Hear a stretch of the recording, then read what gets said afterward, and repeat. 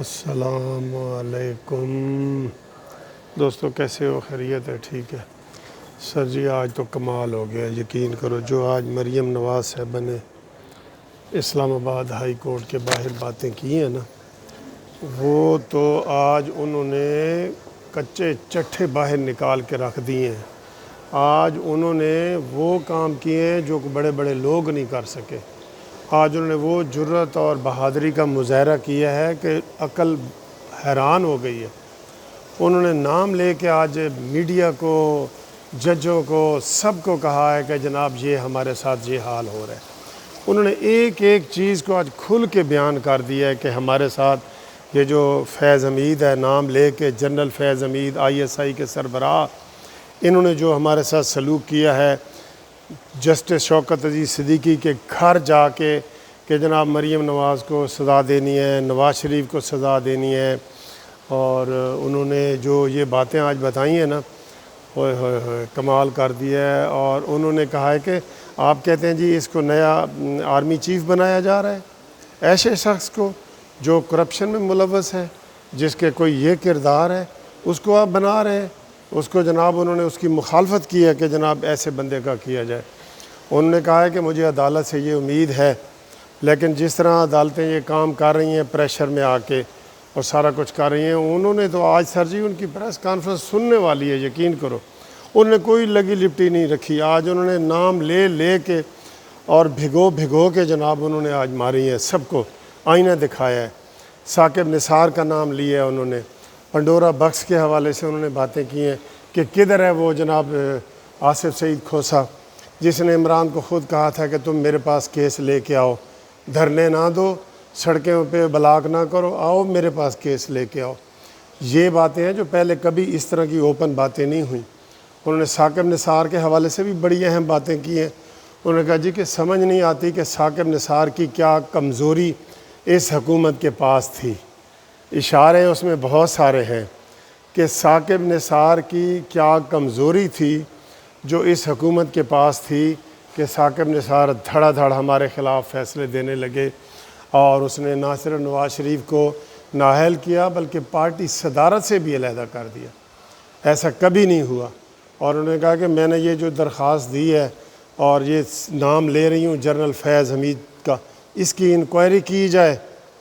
انہوں نے کہا جی کہ وہ ایک صحافی نے سوال کیا کہ جی آپ قمر جاوید باجوہ صاحب کو کہیں گی کہ اس کی انکوائری کی جائے؟ انہوں نے کہا جی بالکل اس کی انکوائری ہونی چاہیے۔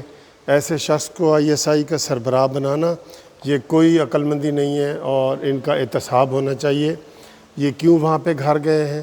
اس کے احتساب ہونے کی بجائے آپ نے جج کو فارغ کر دیا ہے۔ یہ کہاں کا طریقہ ہے؟ اور اتنی غصے والی ان کی پریس کانفرنس اور اتنی حقائق سے بھری ہوئی پریس کانفرنس انہوں نے کی ہے کہ وہاں صحافی بھی حیران ہو گئے۔ انہوں نے میڈیا کا بھی حوالہ دیا کہ جناب میری باتیں میڈیا یہ والی نہیں بتا رہا۔ کل جو میڈیا نے میری درخواست بتائی ہے میں نے سب کچھ اس میں لکھا ہے، اس میں جنرل فیض حمید کا نام کسی نے بھی نہیں لیا۔ یہ نیشنل میڈیا جو ہے، ٹھیک ہے، سوشل میڈیا پہ یہ باتیں ہو رہی ہیں لیکن نیشنل میڈیا نے نہیں کیا۔ آج بھی کوئی میری باتیں جو ہے نا وہ اس کے اوپر نہیں چلائے گا۔ تو قوم کو یہ حقائق پتہ ہونا چاہیے تاکہ آئندہ کے لیے ایسی چیزیں نہ ہوں، آئندہ کے لیے ایسی چیزیں نہ ہوں۔ یہ حقائق قوم کے سامنے رکھنے چاہیے۔ بھائی آج تو مریم نواز صاحبہ نے کمال ہی کر دیا، یقین کرو کمال ہی کر دیا۔ اتنی بہادر، بے خوف، نڈر۔ اس نے کہا جی کہ یہ میرا کیس نہیں ہے، یہ پوری قوم کا کیس ہے۔ چلتے ہوئے پاکستان کو کس نے ڈبویا ہے؟ اس کا ذمہ دار کون ہے؟ آج پاکستان کہاں کھڑا ہے؟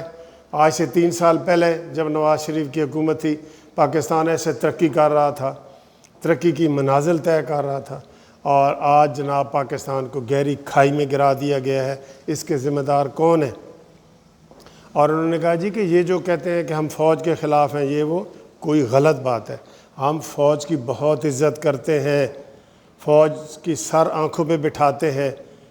اور مریم نواز نے پتہ ہے نا کشمیر میں بھی یہی کہا تھا کہ جو فوجی یہ جوان کھڑے ہیں مجھے یہ جنید صفدر کی طرح لگتے ہیں، کہ یہ جنید صفدر جیسے میرا بیٹا ہے ویسے لگتے ہیں۔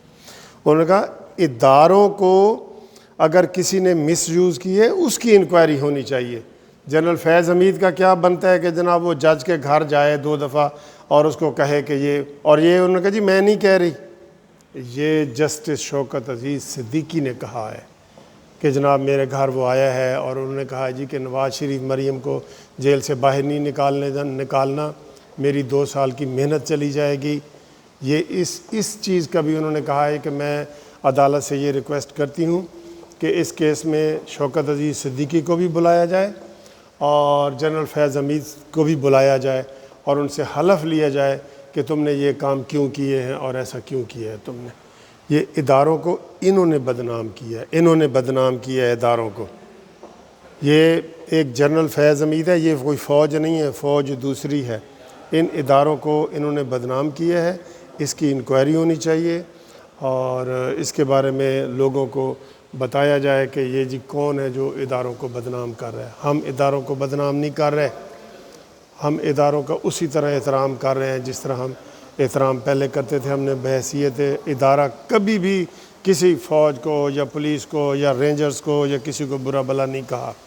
ہم شخصیت کی بات کرتے ہیں اور یہی بات نواز شریف کرتا ہے کہ جناب اشخاص ہیں، ہم کسی ادارے کے خلاف نہیں ہیں، چند لوگ ہیں جو اداروں کو مس یوز کرتے ہیں، تو اس کی بھی انکوائری ہونی چاہیے۔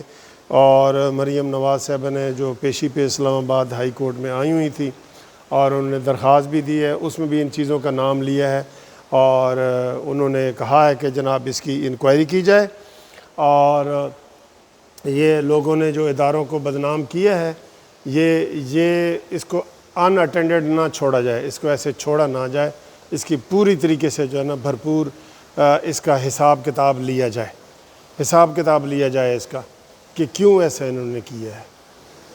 تو یہ آج کی جو پریس کانفرنس تھی مریم نواز صاحبہ کی وہ بہت زبردست تھی اور ایک یونیک قسم کی تھی، انوکھی تھی، جس میں اس نے اس کا ثاقب نثار کا، کھوسا صاحب کا، کہتے ہیں آج کدھر ہے جی پنڈورا باکس میں، انہوں نے کہا سو موٹو نوٹس لینے والے کدھر ہیں آج، پنڈورا باکس کھلا ہے نا، تو اپنی خود ہی انسپیکشن ٹیم بنا دی ہے اپنے انڈر بنی گالا میں کہ یہ تحقیق کرے گی۔ اور ہماری دفعہ کیا ہوا تھا، جے آئی ٹی کیوں نہیں بنائیں کسی جج کے نام کی جے آئی ٹی، اور انہوں نے ججوں سے بھی یہی کہا کہ امید ہے کہ جج جو ہے نا وہ کسی قسم کا پریشر نہیں لیں گے اور جن کو میں نے درخواست دی ہے وہ بھی نہیں لیں گے اور میرٹ پہ اور انصاف پہ فیصلہ کریں گے۔ ٹھیک ہے دوستو، یہ آپ کے ساتھ شیئر کیا میں نے، تھینک یو، خدا حافظ۔